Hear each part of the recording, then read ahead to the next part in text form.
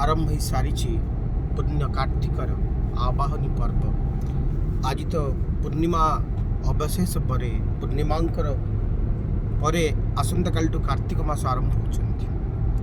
कार्तिक मास विशेष प्रभाव रखे आम जीवन चरित उपर। कार्तिक मास को आम अपेक्षा करें। कार्तिक कहती विष्णु एवं शिव धरावतरण करती भ्रमण करने को आसती।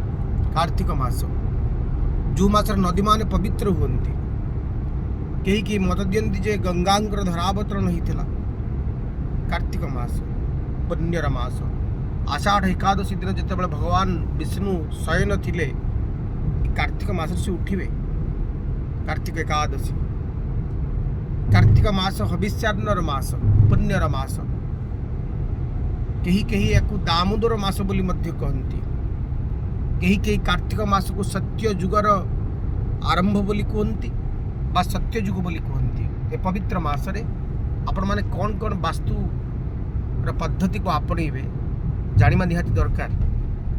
प्रथम कथाटी है घरर मुख्य जी अच्छा जी प्रतिदिन कार्तिक मासरे सूर्य उदय पूर्व स्नान करुचंती एवं स्नान करिबा परे सूर्य को लाल रंगर फूल सहित अर्घ्य प्रदान करुचंती एवं प्रति संध्यारे गोमूत्र अत्र तत्र सर्वत्र गृह सिंचन करुचंती।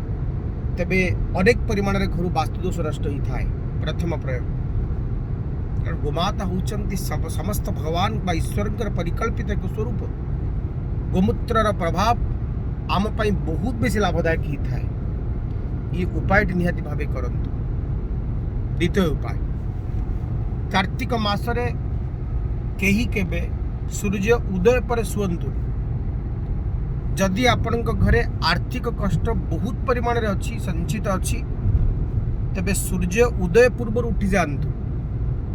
समस्ते उदित सूर्यंकर दर्शन करंतु। ताहले आपण घर आर्थिक कष्ट बहुत परिमाण रे विनाश होता है। कारण कार्तिक मास ही होचंदी माँ लक्ष्मी आवाहनी मास। पूर्णिमा ठू लक्ष्मी आवाहन हुए। माँ लक्ष्मी गजलक्ष्मी पूजा हुए। पूरा कार्तिक आम हविष्यान्न भोजन करे। तेणुक माँ लक्ष्मी पादस्पर्शर मास हूँ कार्तिक। माँ लक्ष्मी को आवाहन करने जो जो कथा आवश्यक आम करवा दरकार। कार्तिक मासरे संध्या समय रात्रि